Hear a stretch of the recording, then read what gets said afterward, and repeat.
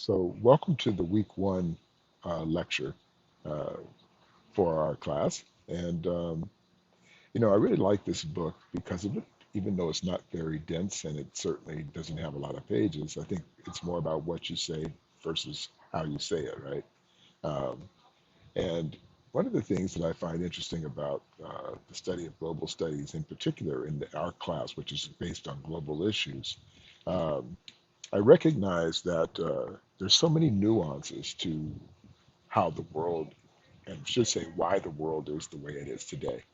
And I think a lot of what this major, and particularly our class, and even the introductory class of general global studies, tries to do is to help all of you come to understand one, the significance of globalization, how small the world has actually gotten, what happens when those things take place, and how do we make sure that as we embrace global change and the world becomes smaller, how do we go about a process of being able to comfortably live with each other through the various nuances of our cultural differences, our historical differences, our economic differences, all these different aspects. So um, you'll find in each of these lectures that I do, sometimes I'll use PowerPoint, sometimes I won't. It just kind of depends.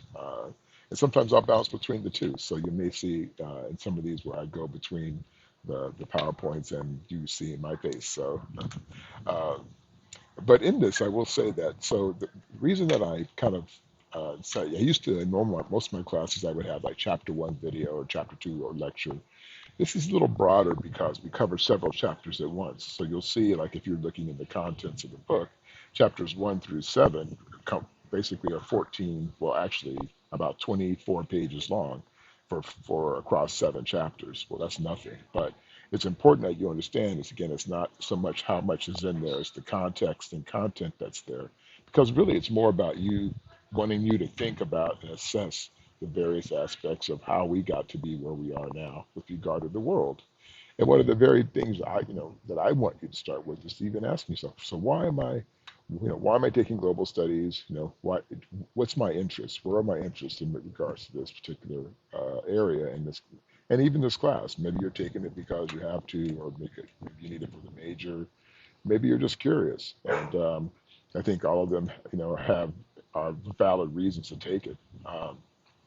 But I think really the important part of this is just recognizing that the things that we vote on or when we hear about certain issues, that we are aware of what's going on because the world has gotten smaller. And how do we learn to comfortably live with people who don't have our history or our legacy and be able to accept them as they are and meet them where they are?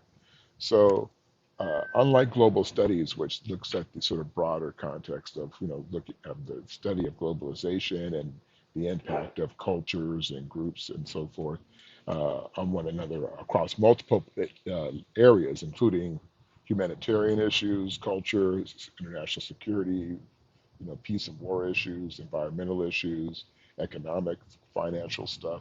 Uh, all those things play into how we go about living with each other. I think the example I would like to share would be like, for example, to be almost like if you lived with your family and then all of a sudden some relatives moved in to stay for either permanently or even for an undisclosed part of time. You might love your relatives to death, but adapting to the change of people who may see the world differently than you, even if they're your own family, could be very daunting sometimes. And another example would be like roommates at college, and going off to college, and if you happen to live in a dorm, some of you may find this out. You may have people who could be from all walks of life who you share a dorm room with. It could be rich or poor, different ethnicities, all kinds of things that could play into uh, the people who sit, in your room with you. Uh, so, learning to understand and embrace things that are different than what you're normally used to is a huge part of growth as a human being, as a citizen of this new globalized world. But there are positives of globalization and there are negatives of globalization potentially. And we have to be able to recognize all of those.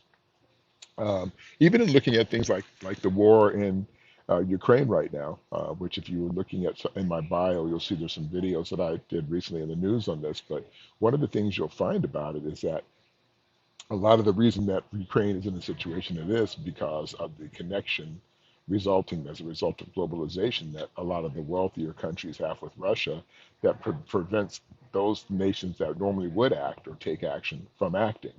Also, the fact that Russia has nuclear weapons, so that certainly plays into, part of this, even though that's a rarity that they would consider using them. But it's just that there's a lot of nuance because of the codependency of one nation to another nation. And so that actually drives a lot of what you see in the narrative. But let me just start for a moment and share with you just the context of when we look at what we call uh, globalization. And under the context of global studies, you'll see here uh, when we talk about uh, what globalization is, global studies, and you can see, so what they call here is and I'll read for you in case you don't have good eyesight, which might include myself. Global studies, the academic study of political, economic, ecological, and cultural relationships, relations and processes that in some way bear upon the world. In other words, it helps people study the flow of people and flows of information from different vantage points. And what they mean really is how we look and see the world through each other's lenses, or through different lenses. And so being able to understand if you're in Ukraine and understanding what's going on in Ukraine is very different from someone sitting in the United States in a very sort of comfortable spot looking at what's happening in Ukraine. Or even someone who's living next door in Poland and having to deal with the situation in Ukraine. Everybody has a slightly different view of the picture than what may actually be occurring as a result of where they sit. And so, but the impact of all the various aspects of globalization and the impact of cultures colliding with one another. Yeah, I'm in my backyard, so planes fly over occasionally, so you have to but I like doing it all natural. I don't like to sort of script this all out. I just like to be able to talk at you this way. So, understanding this in the context of the recognition of that it's not as simple as just looking at and saying, well, gee, I like Chinese food or Mexican food or any other food. I happen to, I like what I like, but not understanding, liking the food, but not understanding the culture, right? And so understanding and coming to recognize and appreciate other cultures is where we grow as people and grow as a human race, and recognizing that our connectedness is much more important than those things that separate us. Um, and so with that, when you think about the beginning of the first seven chapters that look at things like globalization and global citizenship and all the different aspects of, the biggest question is again, like the question first starting off with is why? Why study this? What's the importance of for you as a human being, as a student at IVC? What is important to you about this? Why do you care? And maybe you're not sure why you care, and maybe this is the first step in beginning to have that awareness as to why we look at the various things we look at. And so with that, it's just kind of like the idea of recognizing not only the interconnectedness, but just how the process of learning these things will broaden you and broaden us as a country. Because sometimes we tend to be very culturally insensitive to those who don't look like us or think like us, have different traditions than us, and so we start, looking at it through whatever American culture is, if there is actually a definable American culture. And that's another question for another day, but still, nonetheless, that's one of the most important things we look at is what is culture? What are traditions? Is it just American culture? Is that mom and apple pie? You know, what is American culture? And the other question of that is, when we look at other cultures and other societies that think differently or act differently than we do they have the right to their own self-determination? Does everybody have to be like us? Do they even want to be like us? Because sometimes we look at our success as a nation and think about, well, we're one of the greatest nations on the planet. Well, first of all, what does it mean to be great?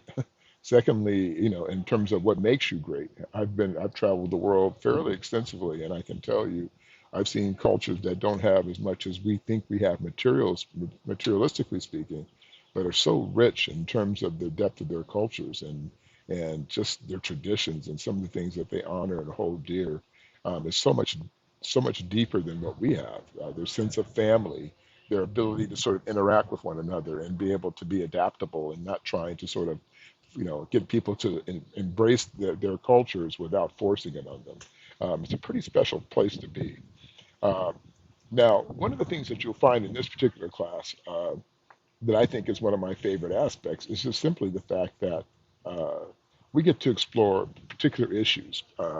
So while the first class, Global Studies 101, looks at the sort of broader context, we get to take specific aspects and be able to look at them. So, like, we'll start off, of course, with a general view of the picture, just in case you haven't had any global studies, you didn't take 101 yet, but you'll get it. So we'll take a little time to build a foundation, and then from there we'll get into some of the more detailed things. We'll be talking about war and peace. Why do wars happen even in the 21st century? No one expected or thought that Russia would invade Ukraine. Two civilized, one sort of a democracy and the other one is a democracy, and decide, that they would go to war with one another. When typically wars don't happen when we have the type of codependent relationship that we have in the world today. So being able to question that and figure out why and how is an important component of looking at global issues. So we're going to explore some of these things in detail and be able to look at them. And a lot of times the book or may not give you all the details because they were looking for you to be able to sort of look at the picture, explain, and sort of come away with your own understanding of why this is. So again, some of the issues we're looking at, of course, when we talk about globalization, the most important things we'll be looking at, particularly, we'll deal with things like international security and deal with things like humanitarian issues and human rights issues. Looking at the economics of the world, because a lot of what's happening in the world are because the richer countries control most of the resources from the poorer countries, and their ability to control the masses of wealth around the world would dictate what happens to most of us. 95% of the wealth resides in a very small percentage of the population, less than 5% actually. So the rest of us have to fight over the remaining piece, which is only about 5%. And they'd rather have us fighting amongst each other than fighting amongst others. So that's one of those things that happens, as well as also the issue of environmentalism, environmental impacts, and how some countries do it better than we do, and some don't. I was really struck even at IVC that we don't have uh, recycle bins in our offices. I've never seen that before. Most colleges have recycle bins in their offices, and I'm not saying that they don't recycle in generally speaking, but it's surprising that it wasn't a very popular thing in the valley, particularly on the campus. Uh, and then all of a sudden, they're cultural, dealing with the issue of cultural bias. And, as the world gets smaller, that brings people closer and closer together. And so as you're starting to blend in and get closer and closer, there's always a transition period of learning to adapt to one's neighbors who may be different than you. There was a time when most neighborhoods were just, whatever, whoever they were, if they were all white or all Hispanic or all black, and then they started blending a little bit, and then those blends got problematic, and you'd have people say, "I don't want to live with those people," even though they didn't know them, right? And they just out of their own ignorance and fear of the unknown, or if they had one bad experience with one person from that group, they would associate the whole group that way. And a lot of this is perpetuated on for justifiable reasons to those who decide to use them. Just to the people divide themselves and don't sort of come together like they should in a natural way. Um, and so we have to be able to look to these things, and so we can become better and become a more globalized society, because it's never going to not be that anymore. It's just a matter of how we frame it and form it so that it's the most effective and productive society uh, to make the world a better place to move forward in. And we're struggling with that right now. There's a lot of self-interest and greed, and certainly money drives a lot of that. And when even in our own society, even in California, some most expensive real estate on the planet, and people have to try and live through it. But it's not just about the United States. A lot of the money that's buying up the property isn't even from domestic folks. It's from people else who live in other countries. So much of downtown LA is owned by foreign interests. Most of New York City is owned. The private areas are owned. Entities are owned by foreign interests. You'd be shocked at how much we don't own of what we think is America. And I'll illustrate that for you a little bit later, but not today. But another time I'll share with you some of the things that you hold most dear are not even American owned, because we have done a very good job of selling ourselves to other countries. There was a great Time magazine article about 25 years ago, maybe a little longer. It was the front page, front cover, is America selling itself out? which deals, of course, with the struggles of capitalism. And capitalism is we'll be talking about in greater detail in a few weeks, and just the impact of capitalism and how it actually drives us, and what it does, because there's no ethical or moral compass in capitalism. It's about one thing: maximization of money. And if you have to step on folks to get it, that's okay. And that's the sort of like this is what has gotten the world into trouble in some ways. When rich people get rich, they tend to want to pull the ladder up on the next group of people below them.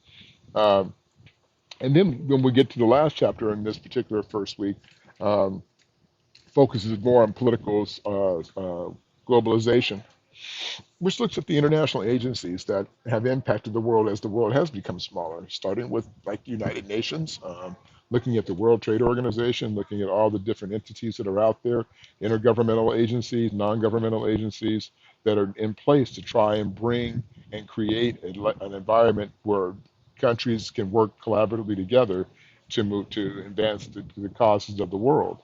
The problem is they're broken and stratified into two major groups. One is the global north, which tend to be the wealthier countries, and the global south, which tend to be the poorer countries.